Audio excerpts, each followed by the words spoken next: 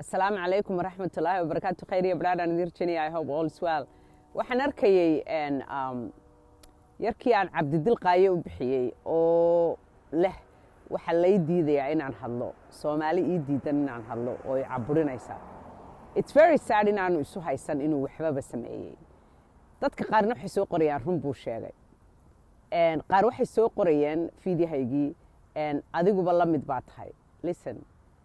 There's a difference in dadkaaga afkaaga kula hadashid oo tiraahdid dhibaatada iyo qabyaaladda iyo irresponsible nimada iska daaya kaadsada yaa iyo inaad intaad dadka kale u tagto aad dadkaaga ku dirto. I know dad baa jira aan very smart ahayn oo fahamku aad iyo aad ugu yaryahay laakiin there's a difference. There's also a difference adba sodiga ninka cad watay ninka cad haddaanu wadanaynaa ninka cadi kuwaanu u nimiye na soo dhaweeyey noo hiilinayay haddeerna idiin hiilinaya waa iyagii dadka ha isku dirina ma garanaysaa qofku ikhtiyaar buu leeyahay cidda uu noloshiisa la qaybsanayo. Hello, important to understand. Fahamku waa very important. Laakiin coming back to inankan masaajid baa haddeer lagu gubay Minnesota sidaad ogtihiinba. Bini aadamku waxyaabo badan oo ay iskaga mid yihiin baa jira. In qofkaaga lagu soo qaato la yiraahdo mar haddii qof iyagii ka mid ahi uu sheegay inay sidaa yihiin macnaheedu waa sidaa awood badan bay leedahay. Ma garanaysaa? And it's unfortunate inaanu fahmi karin yarkani haddeerto.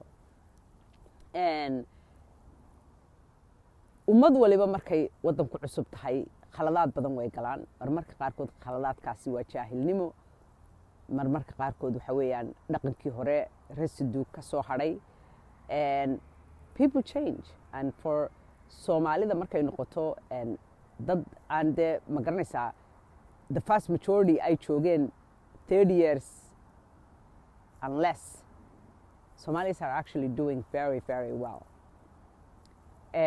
Qof kasta oo isku daya inuu dad kale iska iibiyo dadku ma jecla dadka iska iibiya. Nobody likes dadka ma garanaysaa dadka leefleefa isku dhadhajiya. Qof waliba wuxuu ku arkayaa haddaad dadkaagii aad ka dhalatayba aad sidaa u gelayso oo aad sidaa cadow ugu tahay way og yihiin dadku inaanad iyagana asxaan u samaynaynin. Nobody likes an ass kisser, let me tell you.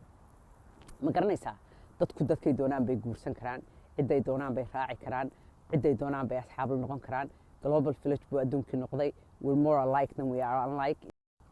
Definitely bini aadanka inta aynu iskaga mid ka nahay baa badan dan inta aynu ku kala duwanahay.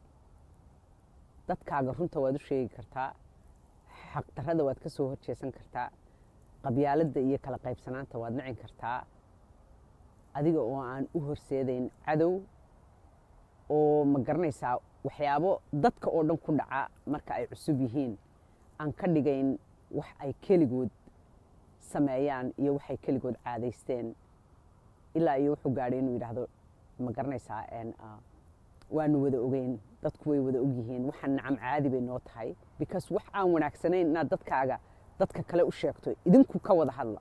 ummad aan daldaloola lahayni ma jirto. dadka aad jeceshahay markaad confront garaynayso dee lama sugaysid marka marti idinla joogto. Hello, mee caqli waxaad sugaysaa inta martidu idinka tegayso.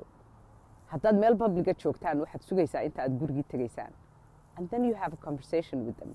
marka inagu inaynu afkeena ku wada hadallo oo is-confront garayno waxay la mid tahay privacyga gurigeenna markaynu joogno oo kale yaa waayo de iskuma eegi karno cuqubo iyo gardarro. We have to be truthful waa inaynu runta isu sheegnaa laakiin waynu ognahay this too shall pass. tanna way isbedeli doontaa inaynu laakiin waxa weeyaan de dad cadownimo kuugu talagalay maaha. Maraykanku waa dad wanaagsan in badanoo inoo hiilinaysa baa jirta in badanoo waxa weeyaan sharaf iyo ciis iyo karaamo leh allaha barakeeye ayaa buuxda. waxaynu u nimi aynu wadamadii inoo dhawaayo muslimiintii oo dhan u soo dhaafnay halkan ugu tanaadnay. It's because dadka wadankani intooda badan waa dad wanaagsan laakiin waqtigan oo kale dadkii inooga soo horreeyay generationska ayaa iyaga laftoodii gabanayaan oo gaabsanayaan because waxay og yihiin dadka ay la dhiil garaynayaan ee awoodda haddeer gacanta ku haya. so cabdidilqaayo waxaan leeyahay go back to the drawing board yaa aad iyo aad baad u guul daraysatay arrintan waan ogahay inaad meel walba kusoo qortay waa lay hanjabayaayey waa lay dilayaayey main haddeer newspaperay ku qornayd inankii inoo hiiliyey ayaa la weeraray oo la doonayaa in la dilo you're getting worse